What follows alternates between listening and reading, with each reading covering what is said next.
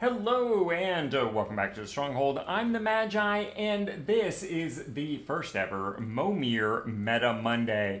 Lately, I've been trying to get together with all y'all out there to discuss the meta-defining the midweek magic that week. And obviously, since midweek starts on Tuesday, that means Monday is the perfect time to do it. This week, of course, we've got Momir, which a lot of people kind of have pegged wrong as a format. They feel like it's 100% luck, there's no strategy, etc., etc. And I've talked about this several times. In fact, a couple years back, in fact, it might be more than a couple at this point, I actually went through and analyzed each and every CMC that was available at that time on Arena to determine which ones statistically were worth doing. And if you've been hanging around the channel for a while, you know that what I concluded was that CMC 1 and 2 were mostly cards that were designed for limited and don't really have that long-term impact that you're looking for in something like Momir. Similarly, the statistics of hitting a good card out of the available creature pool really dropped off above 7. So my strategy was always to play CMC 3, 4, 5, 6, and 7, and then to keep repeating 7 over and over again each turn rather than continuing up. But like I said, it's been several years. We've had a lot of additions to Arena, and I think it's time to revisit this concept. While I still think 1s and 2s are probably not worth looking at, maybe we'll do that next time, I don't know. But today I want to focus on the higher CMCs, and I've taken the liberty of starting with 8. And what we're going to do is just run a really simple statistical analysis. Of course, my assumption, since they have never clarified anything, is that any available creature is available on Momir. If it's on Arena, you can summon it with Momir. So I've already taken the liberty of counting these up, and there's 43 CMC 8s. And I'm just going to go through and kind of very quickly analyze these. A lot of them are going to go super fast. So Avacyn, yeah, it's indestructible. It makes all your other stuff indestructible. It's evasive, it's vigilant, it's an 8/8 for 7. Like, how could you go wrong with that? Absolutely. So there's one out of our 43. The next one here, Flight of the Equinox. That looks like a big nope. Of course, Moonshackle Cavalry is another absolute hell yes. We will take that. Maybe I should be counting the ones that aren't going to qualify. I don't know. Summon the Knights Round. Yep, that's another one right there. Let's see here. Waking Sun's Avatar is 7/7 for 7, so it's pretty much on point. If you cast it, which we didn't, because Momir, we're cheating it in the play. Destroy all non-dinosaur creatures. So it would be super cool if that actually worked. But let me check the wording here on the Momir ability, and let's see exactly what it says, because this would be really sweet if it did actually work. But I do not think it does. Let's see here.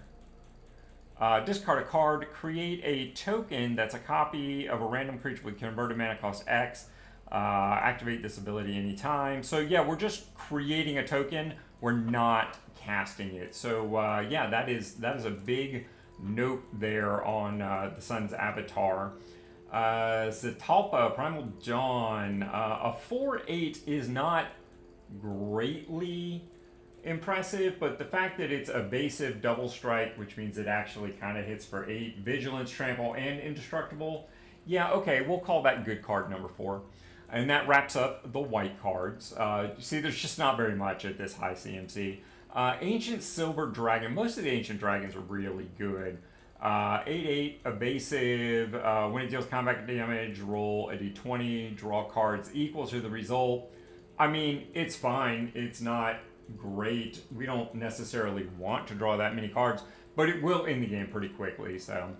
Hover Guard Sweepers, a 5/6, so kind of underpowered.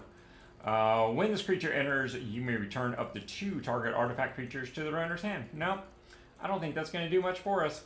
Interdisciplinary Mascot, a 5/5 with Ward 3, so it's hard to deal with, but undercosted. When it enters, look at the top 4 cards of your library, put one of them in your hand, and the rest on the bottom. So a 5/5 Ward 3 draw card. I mean, it's not terrible. It could be useful. Mostly because of the draw card, though, to be very honest. Jadza, Oracle. So we'd have to play this as the creature side. Discard a card. Return to under hand, no thanks. Magecraft, no thanks, because we're not casting spells. Lorthos, whenever it attacks, you may pay 8. Wow, this better be good as opposed to summoning another 8 creature. If you do, tap up to 8 target permanents.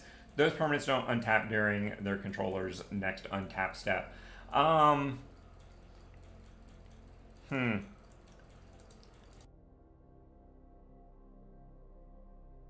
Sorry, I had to deaden the mic there so I didn't cough directly into your ear.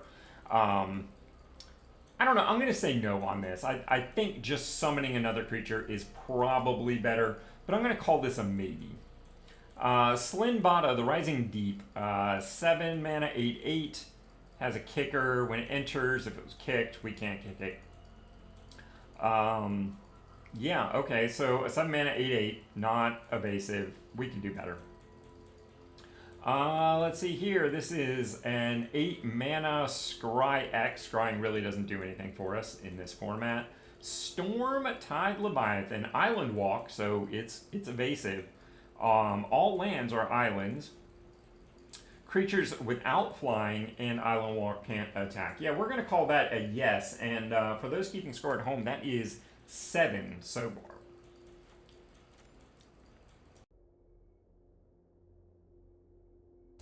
Sorry, I had to cough again. I do apologize. That is 7 so far that we have done. Or that we have said yes to, plus a maybe. So here we go, 5/5 flyer, so undercosted. Whenever you cast this spell, which we aren't, so we can just stop reading that there. Demons you control have Menace and Life Link, and Haste. Beginning of your combat, you may exile up to 1 target creature card from your graveyard. We won't have any of those. Baleful Force, 7/7, so it's adequately costed. At the beginning of your upkeep, you draw a card and lose a life. This could be problematic because we only get to use 1 card a turn. So again, I'm going to call this a maybe. That gives us 2 maybes so far.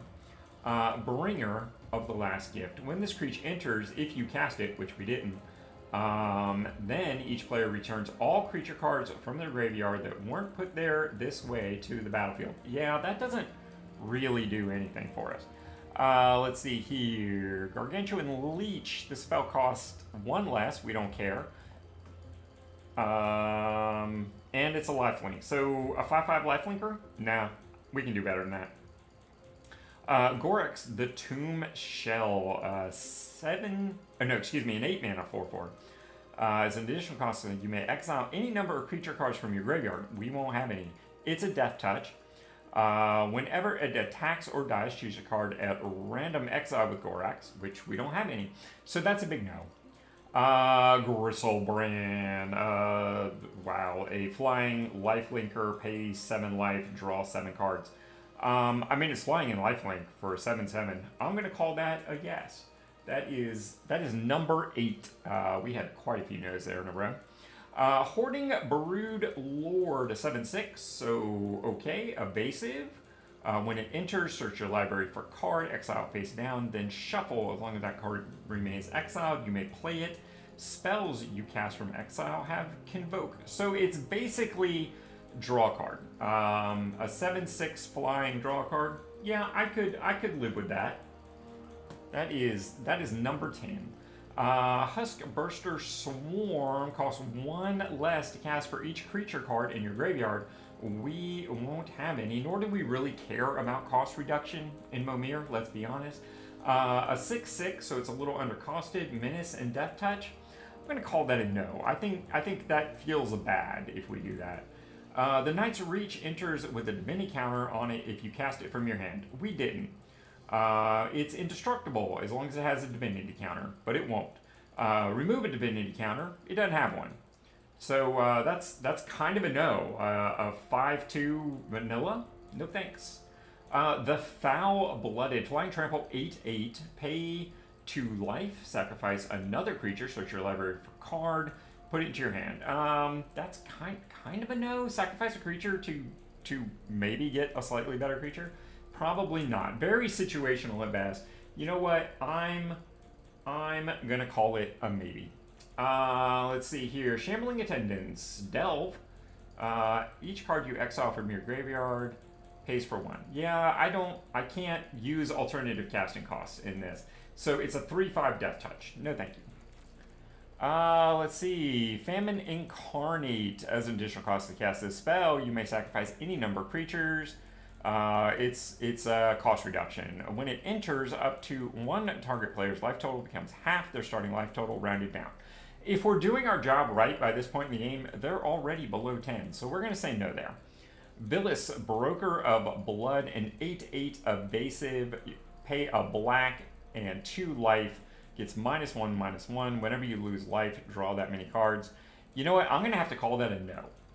That just feels like a no. Void Beckoner, an 8/8 with Death Touch. Cycling won't matter because it's never actually in our hand. So an 8/8 with Death Touch. I mean, isn't 8/8 enough? I'm just going to call that like an 8/8 vanilla, and I'm going to say no, it's not very good. Bedlam Reveler, cost reduction, prowess, we're not casting any spells, discard card your hand and draw 3 cards. Well, that is draw 3, so we're going to call that a yes, even though it's just like straight up vanilla. Let's see here, a 5/5, really undercosted, evasive. It does kind of have fire breathing, but I'm still going to call that a no. Magmatic Force, at the beginning of each this creature deals 3 damage to any target. I'm gonna call that a yes. That is number 12 so far as we move along here. Undercosted Trample, or underpowered, I guess I should say.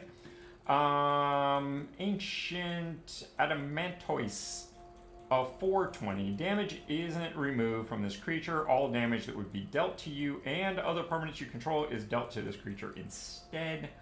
Exile the top. Exile it and create 10 tap treasure tokens.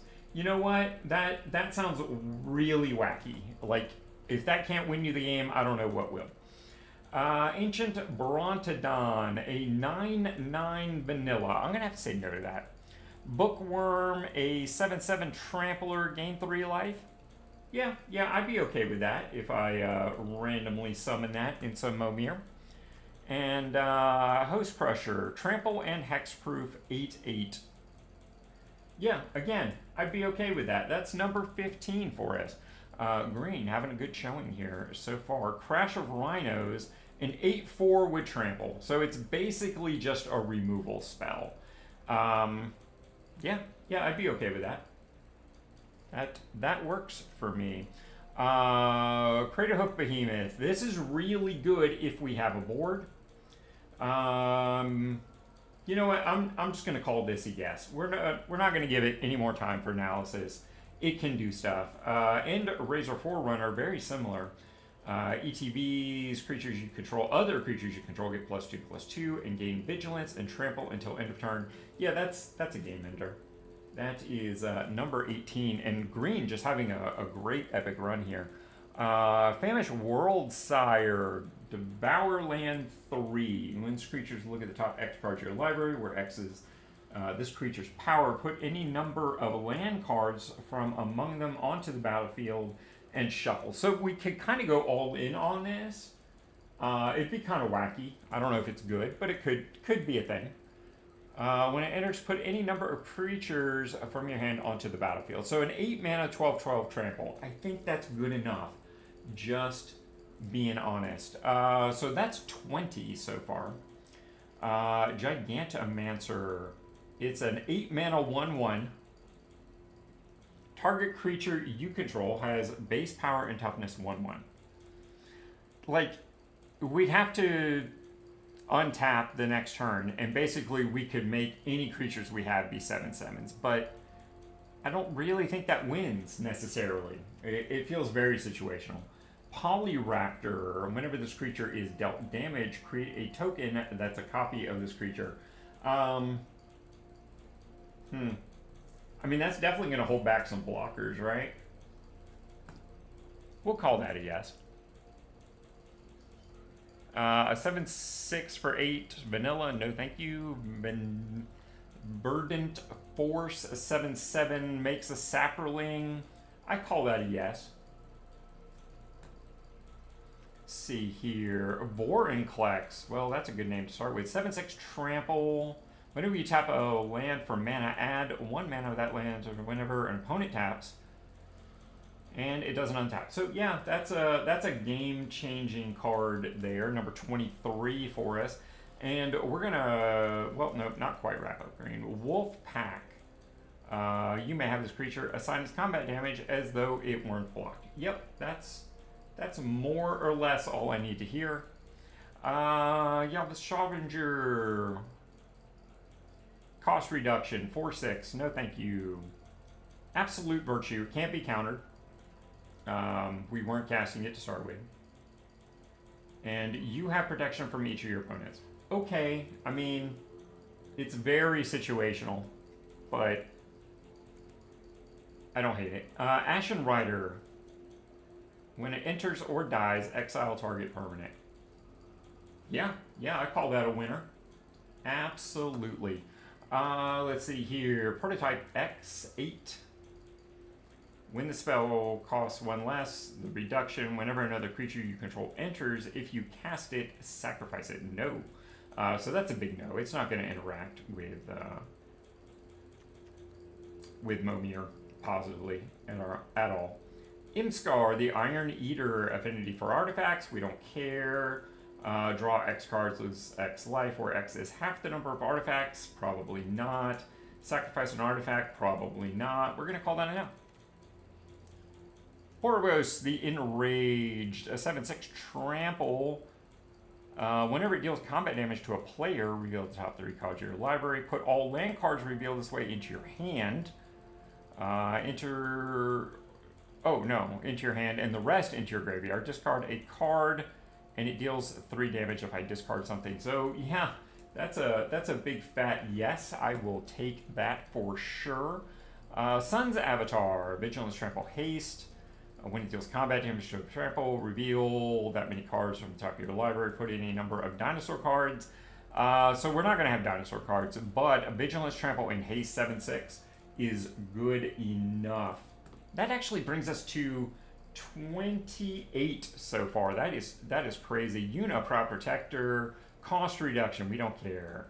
When it enters or attacks, you may sacrifice a land. If you do, draw a card. Whenever a desert card, we probably won't be putting deserts. So I'm going to say no to that. Irena is a yes. I don't even need to read more on Irena. That is a big, we will take that. Abundant Maw. The merge cost doesn't matter. Target opponent loses 3 life, you gain 3 life. I'm gonna call that a situational maybe, which is our 4th maybe. Breaker of Creation. When you cast a spell, which we're not, hexproof for each color, so it can't be targeted, and it Annihilator 8. So yeah, we'd have to be okay with that. Absolutely. Cityscape Leveler. When you cast this spell, we aren't. So just an 8/8 Trampler for 8. I think that's probably good enough, to be honest. So that is 31. I'm almost shocked here. I'm so glad we did this. Distended Mindbender of 5/5. Cost reduction, we don't care. When you cast a spell, we aren't. You choose. Nope. That is an 8 mana 5/5. No, thank you. Elder Deep Fiend, 5/6. Tap up to 4 target permanents. I don't think that's good enough, honestly. Gate Colossus. An 8 mana, 8/8. Can't be chump blocked. I'm going to call that a no. Graza, the Unstoppable Juggernaut. Juggernauts you control, attack each combat. Can't be blocked by walls. Other creatures you control have base, power, and toughness 5/3. You know, like, that could really screw some of our creatures, so I'm going to say no to that. An 8 mana 7/7 with Cascade. No thanks. Cascade isn't going to hit anything. An 8/8 with Vigilance and Ward 4. When it dies, add 8 mana. Till end of turn, you don't lose this mana as steps and phases. Like, we've already, if we're hitting this, we've already bigged. So we can't use the mana to big again. So that's a no. Sundering Titan, that's a yes, absolutely. So that is 32. I apologize if I gave you a wrong total at last time. I apparently can't count. Twisted Riddle Keeper, when you cast a spell, we're not. Let's see here, and Walking Skyscraper, cost reduction, 8/8 trample, and it has hexproof as long as it's untapped. Well, we don't have to worry about removal, so hexproof isn't that great. So we're going to call that a no. So that is 32 out of 43, which is just mind-blowing for me. Let me see here. So that is 74 and change, 74% likely. It's pretty good, guys. I gotta say, 8 looks really solid here, and that was not at all expected. So let's go to 9 here. And again, I've already counted these up. There are 39 this time around. Blazing Archon, creatures can't attack you. That sounds like a thing we would want to do. Bringer of the White Dawn. Alternative cost, we don't care. 5/5 with trample, really underpowered.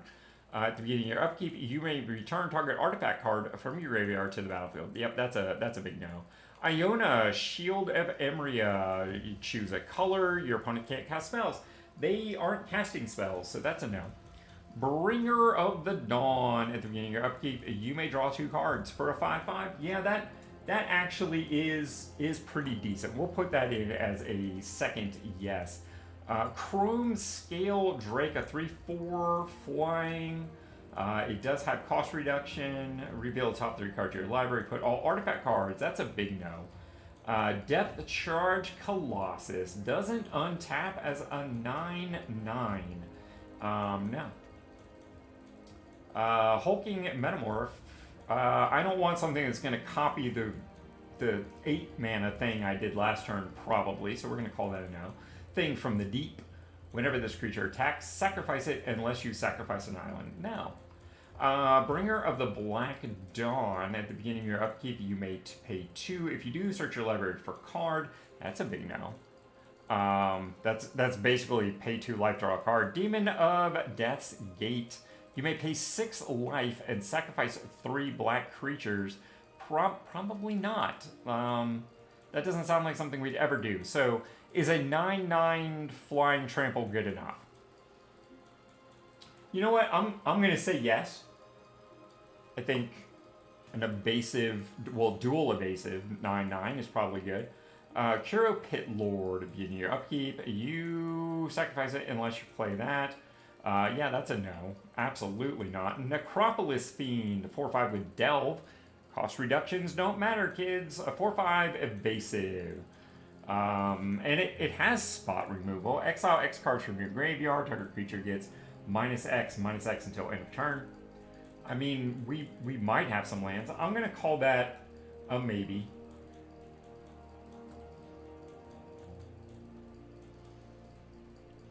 And you know what? To go back to the 8 mana, if we included the 5 maybes, that gets us up to 37. That's almost 100% on 8. So you heard it here. 8 is worth doing. Valgavoth, yes. I'm not even going to read Valgavoth. I think we're all familiar with it at this point. Bringer of the Red Dawn. I know this isn't very good in Commander. 5/5 with trample. At the beginning of your upkeep, you may untap target creature and gain control of it until end of turn. That creature gains haste until end of turn. You know what? I'm actually going to call that a yes. That is number 5 for 9 mana. And Fire Dragon, when this creature enters, it deals damage to target creature equal to the number of mountains. So a 6/6 evasive, blow up something. Yeah, I mean, it can only hit creatures, but I'm still going to call that a yes. And let's see here. Furnace Dragon, 5/5. But when this creature enters, if you cast it, we didn't. So a 5/5 with evasion. Now, we can do better than that. Skitter Beam Battalion, a 9 mana 4/4 with trample and haste. If you cast it, create 2 tokens. We didn't, so we won't. Convoke Hexproof 7/5, no. Bringer of the Green Dawn, at the beginning of your upkeep, you may create a 4/4 green beast creature token. That still feels underwhelming. Like a 5/5 and a 3/3 for 9 mana. Like, this has got to be around for a while. Diamond Weapon, prevent all combat damage that would be dealt. I mean, it's not the worst, but I'm still going to say no. Mitotic Ultimus, apologies. I'm sure I'm saying that wrong. With this spell cost X less, we don't care about cost reduction. Trample, when it dies, conjure 2 cards named Meiotic Slime on to the battlefield. Yeah, that feels like a yes. And let's see here. Tarrasque, haste, ward 10. Oh, no, never mind, because that only, if you cast it, whenever the Tarrasque attacks, it fights target creature. So a 9 mana 10/10 that fights a creature basically every turn. We're going to call that a yes. We wrap up 8 with Titanic Rex. When you cycle this card, so it's a 9 mana 11/11 with trample. Yep, that's good enough. That's number 9 for us here. Moving into multicolor, Molder Hulk, a 6/6, doesn't feel great. Cost reduction does nothing. When it enters, return target land card from the graveyard to the battlefield. Okay, like, that's not terrible. I would say that is something we would be interested in. That is number 10 for us. Zakma, the Primal Calamity. Vigilance, reach trample 9/9, so it's on curve. We didn't cast it, but it has some onboard abilities. Destroy artifact or enchantment, probably not useful. Gaining life. Do I pay 3 mana to gain 3 life, or 3 mana to deal 3 damage to target creature? Maybe. We'll say that's a yes. I think that is probably good enough. Maybe I'm getting too generous in my old age. A 9/9 with warp 3. That is a 9/9 for 9. Vanilla. Now we could do way better than that. Colossus of Sardia doesn't untap. That's a big no. All right, so we're coming down to the home stretch here. Cost reduction, hexproof. We don't really care. So that's a no. Haragust, Erupting Nullkite. So an undercosted evasive creature. When you cast a spell, we didn't. Each creature spell you cast, we aren't. So that's a no. Kozilek, the Broken Reality. A 9 mana 9/9. When you cast a spell, we aren't. Other colorless creatures you control get. Yeah, what are the odds we have colorless creatures? So it's just a vanilla 9/9. Oddly enough, we're going to say no to the Eldrazi. I mean, it's not bad, but it's not good either. Mockery of Nature, a 6/5. When you cast a spell, we're not. Summon Bahamut, that's a yes. That's number 12. And let's see. Triplicate Titan, a 9/9. Flying Vigilance Trample. When it dies, create a 3/3 colorless golem artifact creature token with flying.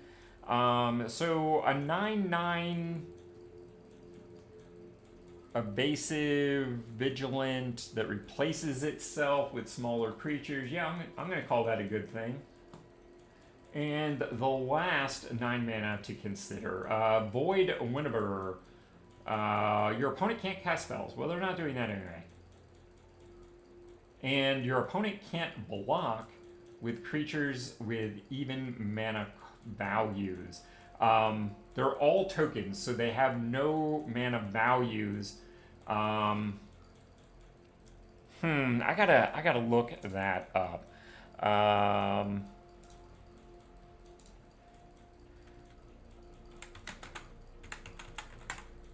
In Momir, do tokens have a mana value?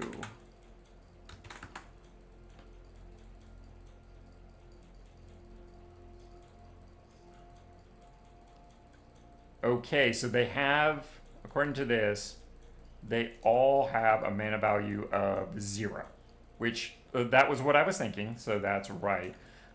In Magic the Gathering is a CMC of 0 considered even?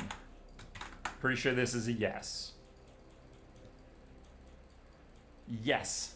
So that is good stuff. That is number 14 out of 39. So pretty darn acceptable. Nowhere near what we saw in 8 though. So 14 divided by 39 is 36%. We're just going to call that 36. What do you say? So 36%, like literally half what 8 was. So 8's a yes. I would say 9 is kind of a situational no, unless like you're really trying to hit something specific. But I didn't see anything here that I would really be trying to hit specifically. I would just roll 8 again and, you know, have double chance of getting a good card. That feels like the correct answer to me. So as we move into CMC 10, if we skipped 1 and 2, we play a land from our hand and we big each turn. 10 means we have to now draw a land into our empty hand and play it, basically just deal with what we have for the turn, and then draw next turn before we can big for 10, assuming again that we don't have any kind of ramp or draw or whatever. So these really have to be good to be useful. And as you can see, there's only 12 here. So let's take a look at these. Flash doesn't matter. At the beginning of your end step, draw 7 cards. I mean, do I really want to draw 7 cards? I mean, it fixes the I have to take a turn off every other turn now. So, okay, I'll call that worthwhile. Each opponent's maximum hand size is reduced to 7. Okay, well that could be useful, but probably not. An 8/8, when it enters, if you cast it. We didn't. Dragon Tyrant, a 6/6 flying trample double strike, so it's actually hitting for 12. At the beginning of your upkeep, sacrifice this creature unless you pay 3 red. Wow, but it doesn't have haste. I'm going to have to call that a no. I mean, if it had haste and hit for 12, yeah, that'd be good. Convoke Indestructible, sure. I'm okay with that. Let's see, Rust Goliath, a 10/10 with trample and reach.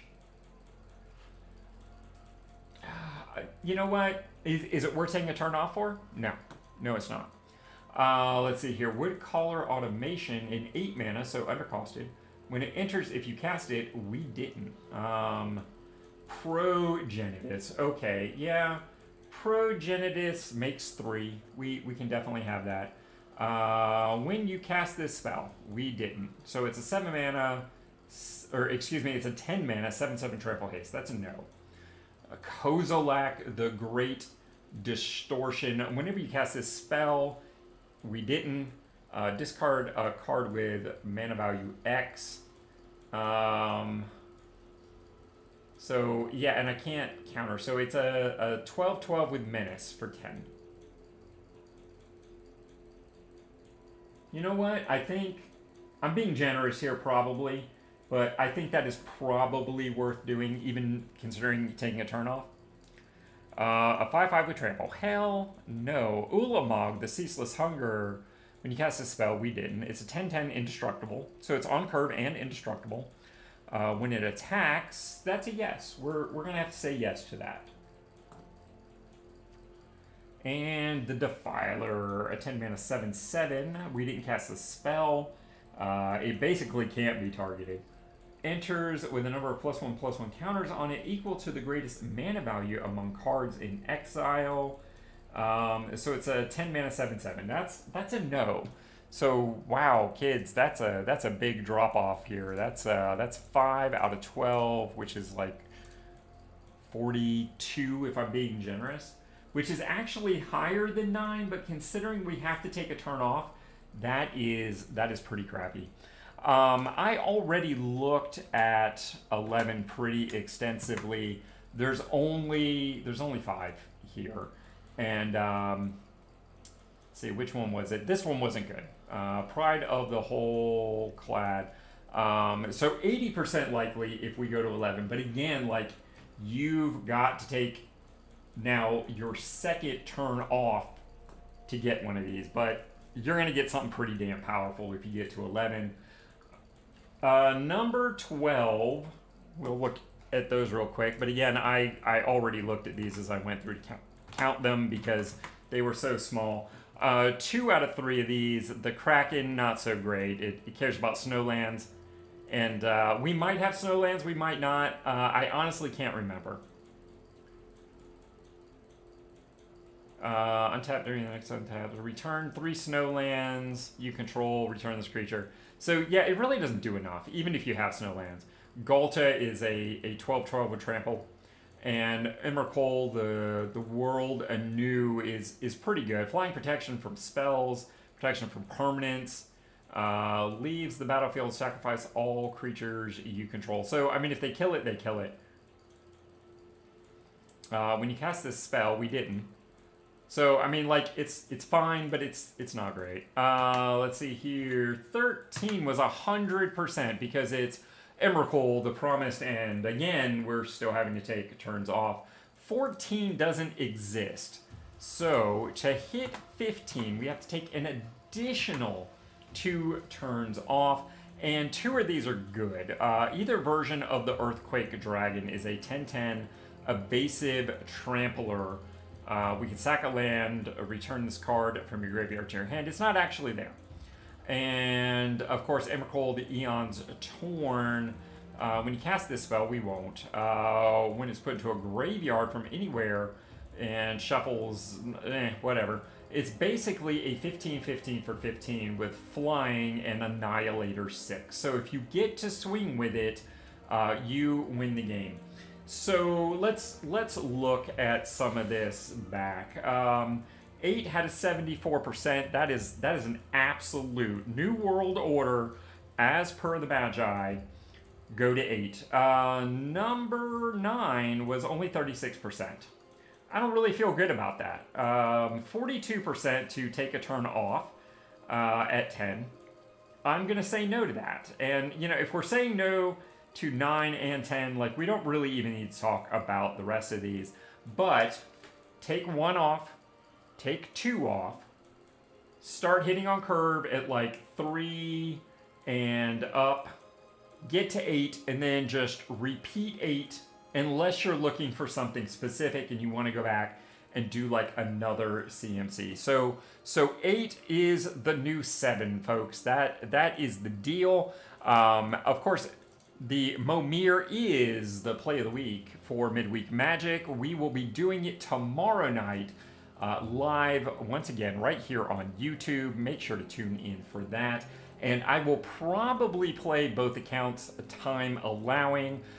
So there will be other content on Twitch on Wednesday and Thursday. So we'll talk about that more at a later date.